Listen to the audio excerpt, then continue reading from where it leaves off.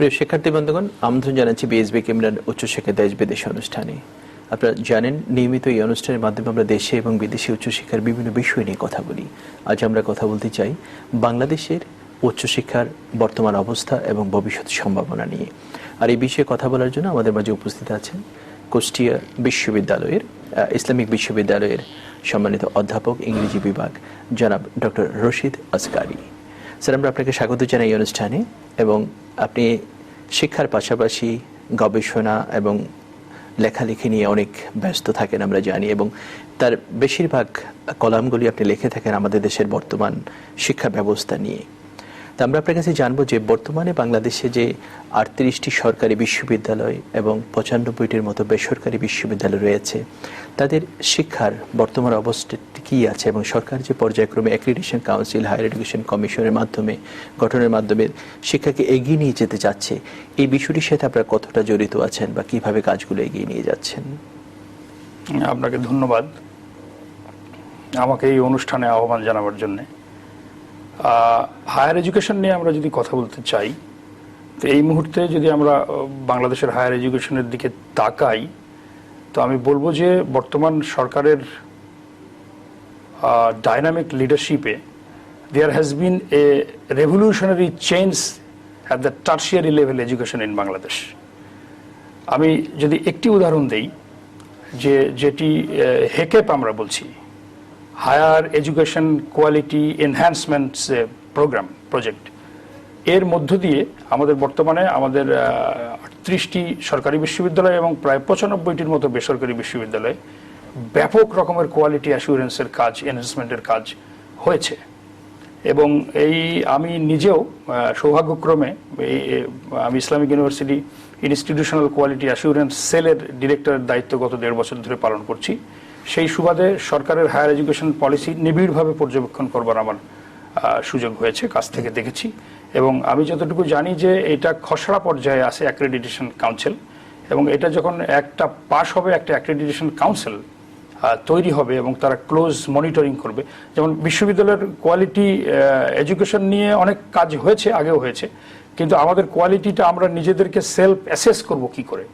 যেমন ধরেন, আমি ঢাকা বিশ্ববিদ্যালয় বর্তমানে বাংলাদেশের প্রধান বিশ্ববিদ্যালয় বলে আমরা মনে করি। তো ঢাকা বিশ্ববিদ্যালয়ের মানটা কেমন? যেমন বিশ্বের অন্য দেশের একটি বিশ্ববিদ্যালয়ের সঙ্গে, ওয়েস্টের কিংবা ইস্টের বড় বড় বিশ্ববিদ্যালয়ের সঙ্গে যে আমাদের একটা তুলনামূলক আলোচনায় র্যাঙ্কিংটা কেমন, কিংবা বাংলাদেশের অন্য বিশ্ববিদ্যালয়গুলোর মানগুলো কেমন, এগুলোর স্ট্যান্ডার্ড, এগুলো যাচাই করবার জন্য এখনো আমাদের প্রতিষ্ঠা পায়নি। তো সেগুলো পাবার জন্যে প্রথমে আমাদের যে সেলফ অ্যাসেসমেন্ট করা দরকার। আমাদের সেলফ অ্যাসেসমেন্ট কিন্তু শুরু হয়ে গেছে। আমি শেষ খবর পাওয়া পর্যন্ত বাংলাদেশের প্রায় অধিকাংশ 90% সরকারি এবং বেসরকারি বিশ্ববিদ্যালয়ের সেলফ অ্যাসেসমেন্ট এবং প্রোগ্রাম লেভেল মানে থেকে শুরু হয়েছে। প্রোগ্রাম লেভেল বলতে আমি এটা বোঝাতে চাইছি, ধরেন ইসলামী বিশ্ববিদ্যালয়ে এখন 25টি ডিপার্টমেন্ট, 25টি ডিপার্টমেন্টের মধ্যে 22টি ডিপার্টমেন্টের সেলফ অ্যাসেসমেন্ট হচ্ছে।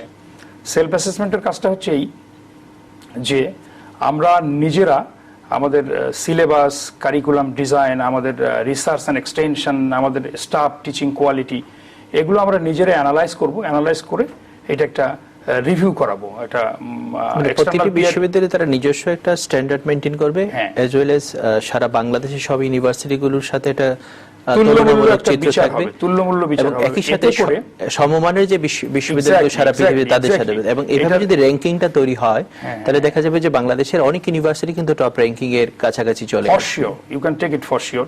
কারণ যখন এখন আমরা যে স্টেজটা আছি, ইনিশিয়াল স্টেজে, সেটা হচ্ছে আমরা we are trying to diagnose the disease, the maladies we are faced with. এটা যখন আমরা ডায়াগনোজ করতে পারবো, তখন আমাদের কি থেরাপিটা দিতে হবে, কি ট্রিটমেন্টটা দিতে হবে, সেটা আমার খুব শীঘ্রই। আমি গভীরভাবে আশাবাদী যে হায়ার এডুকেশন, প্রাইমারি এবং অন্য এডুকেশনগুলো তো অনেক হয়েছে। আমাদের বর্তমান শিক্ষামন্ত্রীর ডাইনামিক লিডারশিপে প্রচুর পরিমাণে উন্নতি হয়েছে প্রাইমারি এবং সেকেন্ডারি লেভেলের এবং টার্সিয়ারি লেভেলের। তো আমরা আশাবাদী যে এই যে অ্যাক্রেডিটেশন কাউন্সিলের কাজটা যখন শেষ হয়ে যাবে in say A year or a couple of years, so আমরা রেভলিউশনারি চেঞ্জ দেখতে পাবো। এবং আমি গভীরভাবে আশাবাদী যে বাংলাদেশের অন্তত 50% বড় বড় বিশ্ববিদ্যালয়গুলো যখন র্যাঙ্কিং এ আসে, তখন তারা কিন্তু বিভিন্ন ক্রাইটেরিয়া ফুলফিল করে তারপরে আসার চেষ্টা করে। তার মধ্যে একটি ক্রাইটেরিয়া থাকে যে শিক্ষার্থীরা পাশ করে বের হওয়ার পর তারা কতদিনের মধ্যে কত % শিক্ষার্থী জব প্লেসমেন্ট পেয়েছে। কিন্তু আমাদের দেশে এখন যে সকল সাবজেক্টগুলো প্রচলিত আছে সেগুলো অনেক ক্ষেত্রে নিড বেস না। তো এই ক্ষেত্রে শতভাগ শিক্ষার্থীকে কর্মে যোগদান করার মতো অবস্থা তৈরি করতে হলে নিড বেস এডুকেশনটা খুব বেশি জরুরি। এই বিষয়ে আপনাদের কোনো চিন্তাধারা আছে কিনা? এই যে এটাকে আমরা বলছি, আমরা টেকনিক্যাল ভাষায় বলছি যে গ্র্যাজুয়েটস মার্কেটেবিলিটি। হ্যাঁ, আমাদের মূল জিনিসটা এসছে আমাদের ইউরোপ থেকে। আমাদের 1999 সালে বলগনা অ্যাকর্ডস হয়েছিল ইটালিতে, এবং তারপর থেকে হায়ার এডুকেশনে তারা বলছে যে the system of higher education in the 21st century must be different from the system of higher education in the 20th century। এবং এতে একটা গুরুত্বপূর্ণ দিক কিন্তু আপনি যেটা পয়েন্ট আউট করলেন, যেটা হচ্ছে গ্র্যাজুয়েটস মার্কেটেবিলিটি। আমরা যে গ্র্যাজুয়েটসগুলো প্রডিউস করছি এগুলো কি লায়াবিলিটিস না অ্যাসেট? আমাদেরকে অ্যাসেট প্রডিউস করতে হবে। শুধু তাই নয়, our graduates would be so qualified that they can compete with any other graduates home and abroad. কিন্তু বর্তমানে সরকারি বেসরকারি বিশ্ববিদ্যালয়ের যে কারিকুলাম আছে সেখানে কি এমন কিছু বিষয় আছে যে আমরা ভবিষ্যতে আমাদের এই গ্র্যাজুয়েট যারা বের হবে তারা যোগোপযোগী হয়ে বের হয়ে আসবে? হয়তো ছিল না, বাট আমি জানি যে সবাই প্রসেসেস, যেমন একটা ইন্টারেস্টিং জিনিস আপনাকে বলি, একটা program level entity, say for example একটা ডিপার্টমেন্ট, একটা ফ্যাকাল্টি এবং একটা ইউনিভার্সিটি, এইখানে আমি কাজ করতে গিয়ে দেখলাম যে আমাদের প্রথম জিনিসটা হচ্ছে ভিশন। আপনাকে একটা ভিশন তৈরি করতে হবে। ভিশনটা হতে পারে যে আমাদের 5 বছরের, হ্যাঁ, যেমন বর্তমান সরকারের ভিশন 2021। ভিশনে যেতে গেলে কিছু মিশনের মধ্য দিয়ে যেতে হবে, সেই মিশনে যেতে গেলে কিছু গোলসের মধ্যে দিয়ে যেতে হবে, সেই গোলসে রিচ করতে গেলে কিছু স্ট্র্যাটেজিসের মধ্যে দিয়ে যেতে হবে। তা আমরা ভিশনটা আগে টার্গেট করব যে আমরা আগামী 5 বছরের মধ্যে আমরা এমন মানের গ্র্যাজুয়েট আমরা তৈরি করব যে গ্র্যাজুয়েটগুলো আমাদের সাবকন্টিনেন্টের অন্যান্য বিশ্ববিদ্যালয় সহ বিশ্বের অন্যান্য বিশ্ববিদ্যালয়কে কম্পিট করবে। এবং সেইটাকে করতে গেলে আমাদের গোলসগুলো সেট করতে হবে, and we will make sure যে each and every goal is being met properly. তো সেইটা যখন আমরা করবো, আমি জিনিসটি বলতে চাই যে মেথডিক্যালি হয়তো আমরা এর আগে, আমাদের তো বিশ্ববিদ্যালয়ের ইতিহাস তো 1921 থেকে ঢাকা বিশ্ববিদ্যালয় তৈরি হয়েছে, এবং অনেক গুণী টিচার ঢাকা বিশ্ববিদ্যালয়ে এসেছেন আন্তর্জাতিক মানের। প্রফেসর সত্যেন বোসের মতো টিচার, জিসি দেবের মতো টিচার সেখানে ছিলেন।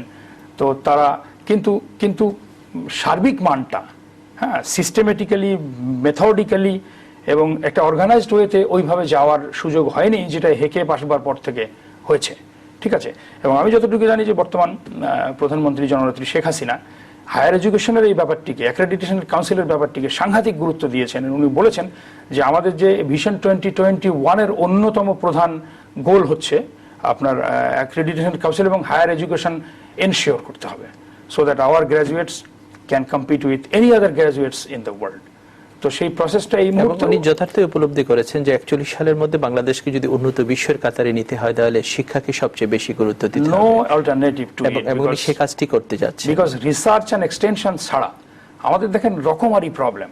আমরা এই যে একটা ভাস্টার পেয়েছি, টেরিটরি পেয়েছি in the bay of Bengal, vaster territory, continental shelf, এখানে কেমিক্যাল এবং নন কেমিক্যাল অসংখ্য রিসোর্সেস আছে। বাট ফরচুনেটলি ফর আওয়ারসেলভস যে আমরা নিজেদের ম্যান পাওয়ার প্রয়োগ করতে পারছি না, কারণ ওই বিষয়ে গবেষণা, নিডস বেসড স্টাডি আপনি যেটাকে বললেন। তো আমরা শিওর যে এটা গভর্নমেন্ট এর মধ্যে উদ্যোগ নিয়েছেন, এবং আমরা যে জায়গাগুলোতে এক্সপ্লোর করব এবং সেই জায়গাগুলোতে আমাদের নিজস্ব ম্যান পাওয়ার প্রয়োগ করে যেন ওই এক্সট্রাকশনের পুরো প্রফিটটা বাংলাদেশের ঘরে আমরা তুলতে পারি, সেই জন্য আমরা আমাদের ম্যান পাওয়ার লাগবে, আমাদের ডিপার্টমেন্ট খুলতে হবে, আমাদের এক্সপার্টস তৈরি করতে হবে। The process is on and we can keep our fingers crossed that we must succeed in the very near future. আমরা জানি যে 1921 সালে ঢাকা বিশ্ববিদ্যালয়ের যাত্রা শুরু হওয়ার পর স্বাধীনতার আগ পর্যন্ত অল্প কয়েকটি বিশ্ববিদ্যালয় ছিল, হয়তো 10টিরও কম। কিন্তু স্বাধীনতার পর থেকে এই 2016 সাল পর্যন্ত এতগুলো সরকারি বেসরকারি বিশ্ববিদ্যালয়ের উন্নতি ঘটেছে। এবং আমরা একটা জিনিস লক্ষ্য করি যে যখনই বাংলাদেশে কোনো একটা সেক্টর এগিয়ে যায় তখনই সেটার উপর একটি ঝামেলা এসে বসে এবং সেই সেক্টরটাকে ক্ষতিগ্রস্ত করে, যেমনটি এর আগে গার্মেন্টস ইন্ডাস্ট্রি হয়েছে, এখন শিক্ষা প্রতিষ্ঠানগুলো হচ্ছে। এই জায়গা থেকে মুক্ত থাকার জন্য, আমরা যেন সেফ থাকতে পারি, আমাদের শিক্ষার্থীরা যেন মাথা উঁচু করে এগিয়ে যেতে পারে, বিশ্ববিদ্যালয়গুলো যেন কলঙ্ক মুক্ত থাকতে পারে, এই ব্যাপারে আপনার কি পরামর্শ আছে? এই রেসপন্সিবিলিটি সবাইকেই নিতে হবে। আপনি কি মিন করছেন আমি বুঝতে পারছি। আমাদের আসলে এখন এই যে 21st সেঞ্চুরি আসলে is facing lots of different dimensional problems. তো এই প্রবলেমসগুলোর উপরে ভিত্তি করে আমাদের সলিউশনগুলো নিতে হবে। তবে একটা জিনিস আমি বলি যে আপনার কনসাসনেসের কোনো বিকল্প নেই। ঠিক আছে, আমাদের বিশ্ববিদ্যালয়গুলো আমরা খুলছি, বিশ্ববিদ্যালয়, প্রাইভেট বিশ্ববিদ্যালয় খুলছি, সরকারি বিশ্ববিদ্যালয় বাড়াচ্ছি। এই বিশ্ববিদ্যালয়গুলোতে আমরা দেখতে পাচ্ছি যে বিভিন্ন সেমেস্টারে হচ্ছে, যেমন আমি বলি যে নর্থ সাউথ ইউনিভার্সিটি নিয়ে প্রশ্ন এসেছে। তো সেখানে যদি আরো ক্লোজ মনিটরিং করা যায় যে একটি ছেলে how can he be missing for a couple of semester, তখন কিন্তু জিনিসগুলো যদি আমরা অ্যাড্রেস করি তাহলে হয়তো আরো এই সমস্যাগুলো আমরা এই মুহূর্তে এই বিষয়গুলোকে অ্যাড্রেস করার জন্য এবং কন্ট্রোল করার জন্য সরকার বেশ কিছু পদক্ষেপ হাতে নিয়েছে এবং শিক্ষা মন্ত্রণালয় থেকে মাননীয় শিক্ষামন্ত্রী ইতিমধ্যে ঘোষণাও দিয়েছেন কি কি বিষয়ে পদক্ষেপ নিতে হবে। মাননীয় শিক্ষামন্ত্রী এবং মাননীয় প্রধানমন্ত্রী our Honorable Prime Minister has declared zero tolerance towards a religious extremism happening in some universities. এখন এইটার আলোকে উনি স্পষ্ট করে বলেছেন যে এদের মদতদাতাদের শনাক্ত করতে হবে এবং এদের অর্থদাতাদের। তবে এক্ষেত্রে স্যার আমরা হয়তো চাই যে আমরা যদি নিজেরা সচেতন থাকি তাহলে হয়তো এই সমস্যাগুলো থেকে আমরা অনেক বেশি মুক্ত থাকতে পারবো। তবে আমরা আমাদের ছেলে মেয়েদেরকে আরো কিভাবে পড়াশোনার দিকে মনোযোগী করতে পারি, সিলেবাস এবং কারিকুলামে কোন কোন বিষয়গুলোকে অন্তর্ভুক্ত করলে আমরা মানসিকভাবে আমাদের আরো ডেভেলপমেন্ট হবে, আমরা দেশে বা বিদেশে কর্মসংস্থানের সুযোগ সৃষ্টি ক্ষেত্রে অনেক বেশি কাজ করতে পারবো বা কাজের সুযোগ পাবো বলে আপনি মনে করেন? কারিকুলামে কোন পরিবর্তন? Very good question. যেমন কারিকুলাম, আমি আমার কাজ করতে গিয়ে দেখলাম কোয়ালিটি অ্যাসুরেন্স নিয়ে যে syllabus, we do have syllabuses but very few of us have curriculums. কারিকুলামটা না থাকলে হয় কি, সিলেবাসকে নিয়ন্ত্রণ করবে কারিকুলামে বলবো যে আমি আমার একটা গ্র্যাজুয়েট প্রডিউস করবো আফটার 4 ইয়ার্স। এই গ্র্যাজুয়েটটার মাইন্ডসেট কেমন হবে, সে দেশপ্রেমিক হবে কিনা, বাংলাদেশের কালচার, লেগাসি, হিস্ট্রি সম্পর্কে, মুক্তিযুদ্ধের ইতিহাস সম্পর্কে জানে কিনা, এগুলো কারিকুলাম বলে দেবে। তো আমরা এমন একটা কি দক্ষ রোবট তৈরি করব যার কোনো দেশপ্রেম থাকবে না, যার কোনো স্বাধীনতার প্রতি বিশ্বাস থাকবে না, মুক্তিযুদ্ধের প্রতি আস্থা থাকবে না। তো সেই রকমের রোবট এবং স্কিলড ম্যান পাওয়ার তো আমাদের দরকার নেই। সুতরাং curriculum, to introduce curriculum at every level is a must. আমার মনে হয় যে একদম প্রাইমারি লেভেল থেকে শুরু করে বিশ্ববিদ্যালয়ের উচ্চতর লেভেল পর্যন্ত আমাদের গ্র্যাজুয়েটদের, আমাদের পোস্ট গ্র্যাজুয়েটদের, আমাদের তাদের একটা নির্দিষ্ট লক্ষ্য থাকবে যে দেশপ্রেম, সবার আগে দেশ। জাতির জনক বঙ্গবন্ধু শেখ মুজিবুর রহমান সবচেয়ে গুরুত্ব দিয়েছিলেন এখানে, এবং হায়ার এডুকেশনকে সবচেয়ে গুরুত্ব দিয়েছিলেন। যে 73 অ্যাক্ট আমরা বলি, he gave utmost freedom to the university teachers. উনি মনে করেছিলেন যে একজন টিচারের মধ্য দিয়ে, একজন ভিশনারি টিচারের মধ্য দিয়ে যে গবেষণা এবং যে বেরিয়ে আসবে, তার মধ্য দিয়ে দেশ প্রকৃত অর্থে উন্নত হবে। তো আমার মনে হয় যে এই যে আপনি যে বললেন যে কারিকুলামটা খুব সিরিয়াসলি দেখা উচিত, যেমন এবং এখন বিশ্ববিদ্যালয়ের কারিকুলামগুলোতে কিন্তু এতটা ডিটেলস কিছু নাই এবং অনেক সাবজেক্ট আছে যেগুলো আমাদের দেশের ইতিহাস, ঐতিহ্য এইসব বিষয়ে বা বাংলাদেশ স্টাডিটা প্রপারলি করা হয় না। এবং সরকার আরেকটি যথেষ্ট সুন্দর উদ্যোগ নিয়েছেন যে তারা বলছেন যে যে সাবজেক্টই পড়াশোনা করুক না কেন তাকে বাংলাদেশের ইতিহাস জানতে হবে। এবং আমরা যদি আমাদের নিজের দেশ, নিজের ঐতিহ্য, নিজের শিক্ষা, কৃষ্টি, কালচার সম্পর্কে না জানি তাহলে কখনোই আমরা আমাদের মাঝে দেশপ্রেম আসবে না। এটা খুব ইন্টারেস্টিং ব্যাপার আছে, সরকার এটাকে হাইলাইট করছেন, সাধুবাদ সরকারকে। এখন যেমন বর্তমান এজটাকে আমরা বলি কি post colonial age. Post colonial age হচ্ছে উত্তর ঔপনিবেশিক জাতাকলে যখন আমরা ছিলাম তখন দেখবেন যে আমাদের ইতিহাস, আমাদের ঐতিহ্য, আমাদের সবকিছু কিন্তু তারা ব্যাখ্যা করে দিয়েছে। হ্যাঁ, এখনো আমাদের প্রাচীন ভারতের ইতিহাস আপনাকে জানতে গেলে ম্যাক্স মুলার পড়তে হবে। তো তারা যখন আমাদের ইতিহাস ব্যাখ্যা করবে, আমাদের চিন্তা চেতনা ব্যাখ্যা করবে। স্যার, আমাদের সাথে একজন ফোনে যুক্ত হয়েছে, ফোনটা নিয়ে নিচ্ছি। হ্যালো, আসসালামু আলাইকুম। ওয়ালাইকুম সালাম। আসসালামু আলাইকুম, আমি চট্টগ্রাম থেকে বলছি। জি বলুন। বলছি আমার ছেলে একটা ওই বিবিএ পড়ছে অনার্সে, তো এখন কমপ্লিট করার আরো 1 বছর আছে, ওকে আমেরিকা পাঠার আশা। তো ওখানে আপনার মাধ্যমে পাঠাতে চেয়েছিলাম, ধন্যবাদ আপনাকে। কমপ্লিট করার পর এমবিএ। ধন্যবাদ আপনাকে। বিবিএ শেষ করার পর তাকে এমবিএ তে পাঠাতে পারবেন বিশ্বের যে কোনো দেশে। আপনার পরবর্তীতে সরাসরি অফিসে যোগাযোগ করলে হবে, বিএসবি গ্লোবাল নেটওয়ার্কে, ঢাকা বা চিটাগাং অফিসে। ধন্যবাদ আপনাকে। স্যার, আমরা যেটা বলছিলাম যে পোস্ট কলোনিয়াল এজে একটি জাতি হিসেবে আমাদের দায়িত্ব কি, আমরা আমাদেরকে ব্যাখ্যা করব। সোজা কথা, আমাদের কিন্তু দীর্ঘ হাজার বছরের ইতিহাস আছে, এবং এই ইতিহাস খুব বর্ণাঢ্য এবং এই ইতিহাস খুব গৌরবোজ্জ্বল। আমরা কিন্তু জাতির জনক বঙ্গবন্ধু শেখ মুজিবুর রহমানের মতো একজন নেতাকে পেয়েছিলাম। তখন এইখানে নতুন প্রজন্মের কেউ যদি তার নাম না জানে, উনি কি করেছেন সেটা না জানে, এবং সে যদি throughout his whole life golden A+ পেয়ে যায়, এবং সে দেশের জন্য কি করতে পারবে? সুতরাং আমার মনে হয় যে আমাদের ইতিহাস যদি আমাদের ব্যাখ্যা করতে হয়, আমাদের শিক্ষা ব্যবস্থা যদি আমাদেরকে তৈরি করতে হয়, তাহলে আমাদের দরকার হচ্ছে যে নিজেদের আত্ম উপলব্ধি জাতি হিসেবে, জাতি আমাদের ইতিহাসটা, এবং সেটা কিন্তু একটা বাধ্যতামূলক করা উচিত। অনেক যে আমি যদি অপশনাল করে দিই, কারণ আমি একটা জিনিস বলি, আমাদের বিভিন্ন প্রশাসন থেকে শুরু করে সব বিভিন্ন স্তরে কিন্তু একটা সবাই যে একই মতের তা নয়। সুতরাং গভর্নমেন্ট উপর লেভেল থেকে তারা তো কনসেপচুয়াল লিডার্স, সুন্দর একটা উদ্যোগ নিল, কিন্তু এটার বাস্তবায়নে গিয়ে দেখছি যে 100% মানুষ কিন্তু একইভাবে সাহায্য করছে না। সুতরাং এটা ব্যর্থ হলে আমরা সরকারের দোষ দিচ্ছি, কিন্তু তা নয়। সরকার হয়তো আন্তরিকভাবে চেয়েছেন, কিন্তু বাস্তবায়নের ক্ষেত্রে প্রতিটি ক্ষেত্রে কেউ হয়তো সরকারের বিরোধী হতে পারে, কিন্তু এই পলিসিটা ভালোর জন্য তাকে বিরোধিতার সাথে বিরোধিতা না করে পলিসিটার ভালো। সারা পৃথিবীতে সব জাতি স্যার দেশ আর মানুষের কল্যাণে যে কাজগুলো করা হয় সেটার জন্য সবাই কিন্তু একমত থাকে। এখন রাজনৈতিকভাবে আনফরচুনেটলি ফর আওয়ারসেলভস আমাদের অনেক সময় একমত। তবে এই জায়গাগুলোতে আমরা যদি আমাদের বিষয়গুলো, যেমন আমি গত সপ্তাহে ইউটিউবে 2টা ভিডিও ফুটেজ দেখেছিলাম, যেটা আগেও হয়তো দেখেছি। তার মধ্যে একটি ছিল যে বঙ্গবন্ধুকে জাপানের সাংবাদিকরা একটি সাক্ষাৎকার নিয়েছিল, সেখানে সেই সময় ঢাকা থেকে গোপালগঞ্জ যাতায়াতের রাস্তায় সেখানকার অবস্থা সবকিছু তুলে ধরা হয়েছে।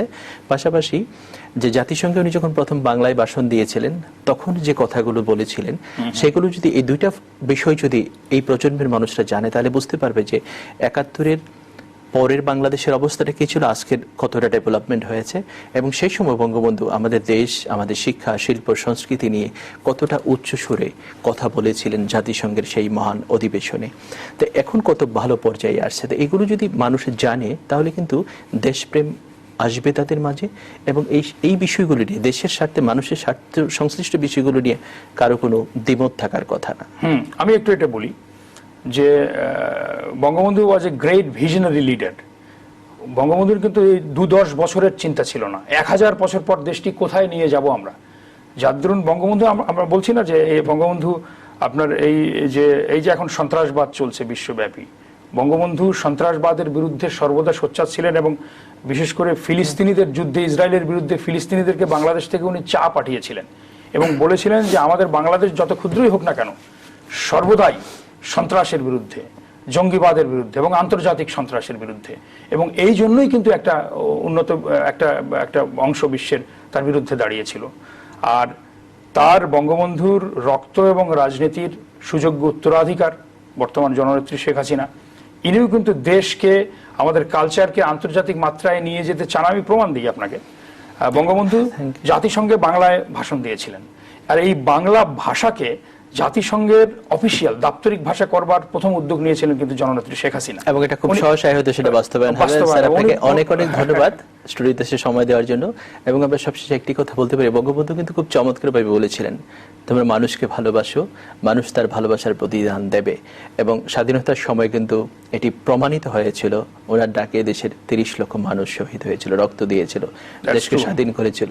আমরা চাই বাংলাদেশের সকল শিক্ষা প্রতিষ্ঠান, সকল শিক্ষার্থী, শিক্ষা প্রতিষ্ঠানগুলোতে সংশ্লিষ্ট যারা আছেন, তারা সকলে মিলে আমরা সচেতন হই, আমাদের প্রতিষ্ঠানগুলোকে আমরা রক্ষা করি, আমাদের সন্তানদেরকে আমরা যোগ্যবুঝি শিক্ষা দিয়ে ভবিষ্যৎ যোগ্য নাগরিক হিসেবে গড়ে তুলি। এই শুভকামনায় আজকের মতো অনুষ্ঠান আমরা এখানেই শেষ করছি। আল্লাহ হাফেজ।